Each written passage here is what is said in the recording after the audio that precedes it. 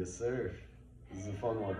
This is all about my growing up in Chicago and hanging out and seeing what goes on around here and how we interact with each other and the Irish Chicago community.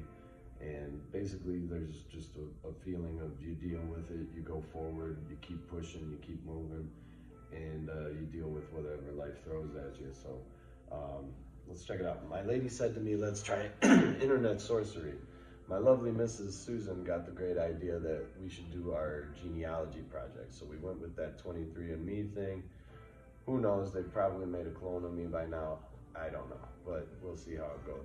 So we trusted our internet services and we sent off our DNA. You spit in a tube, you send it off. I know my people are Irish, so I didn't really have to place a bet on, oh, what's my ancestry report gonna say or whatever.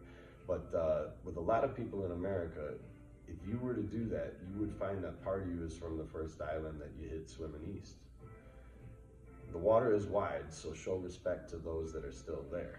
And thank God your ancestors landed here to pay your return fare. So I get my ancestry report, and this song is my retort. And like Paul Hill tried to say, it'll be laughed out of court. Paul Hill was one of the lads that got caught up over frame-up job over in England. And so the 23andMe comes back and they say, I'm mostly British and Irish.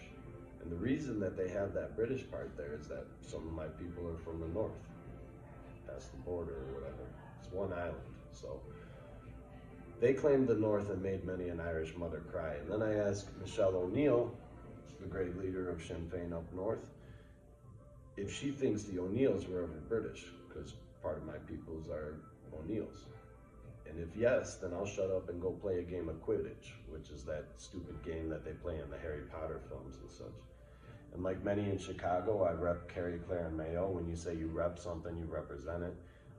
So I've got Carrie, Clare, and Mayo in my blood, and then also I've got Antrim, so don't hate me for that, you know what I mean?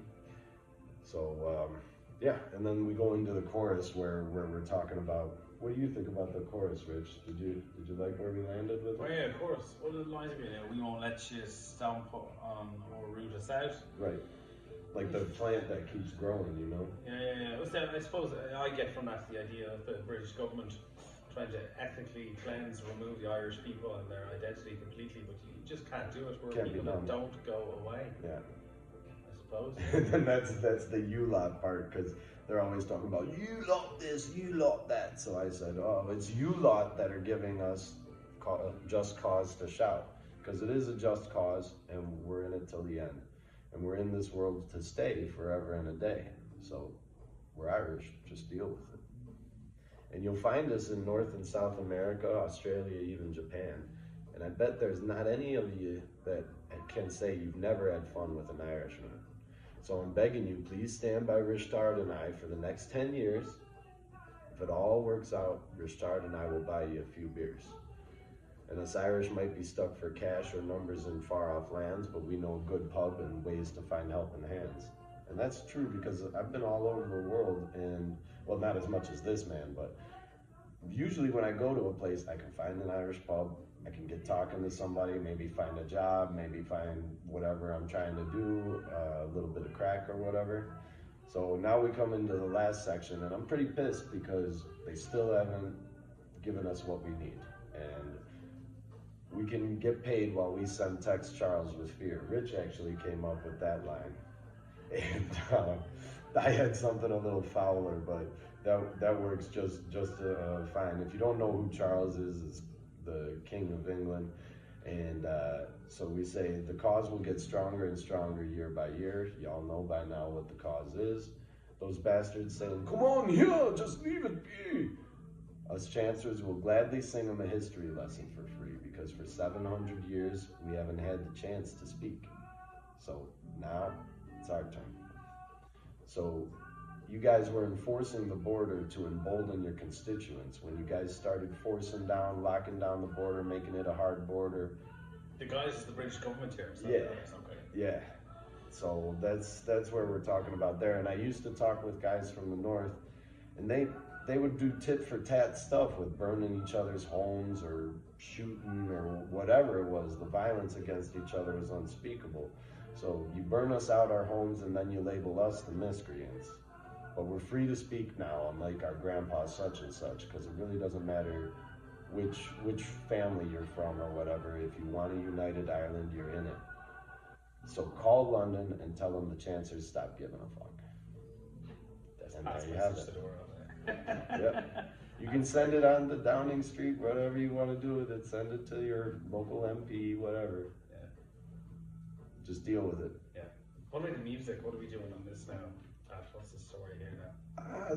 This one, you had your man scratching, which really added some life to it, you know? Yeah. So my cousin Kev from Cabinteely in Dublin, he did the scratching on it with the decks because he did the DJing amongst other things. And I just thought it added a lot to it for whatever reason. I think the reason why is because Pat is singing it in some kind of hip hop style way. He's rapping it overwhelmingly. Would you say you are? I guess so. There's There's an element of singing. It's that's the way I took it. Yeah. So I just thought, okay, what's a hip hoppy thing I can put in to help support what you're doing? The scratching, great, done that, check, and then get a drum machine to give a kind of an early '90s drum machine for the drum beat, and that seemed to work as well. Yeah. And there is Bowron and all sorts of stuff on there with the click of the old school Yeah. machine worked quite nicely, and then. And when we play it live, I just substitute in with a rim shot on the ball. That sounds lovely. But I don't know about the chords and all that, what the inspiration was for all that. I can't remember. It's in the key of D, I can tell you that much. With a capo on the 7th fret. That sounds good for Dylan. The chorus music sounds like it's the Doobie Brothers. Okay. It has that vibe to it. I don't know what, it's the vibe, you know?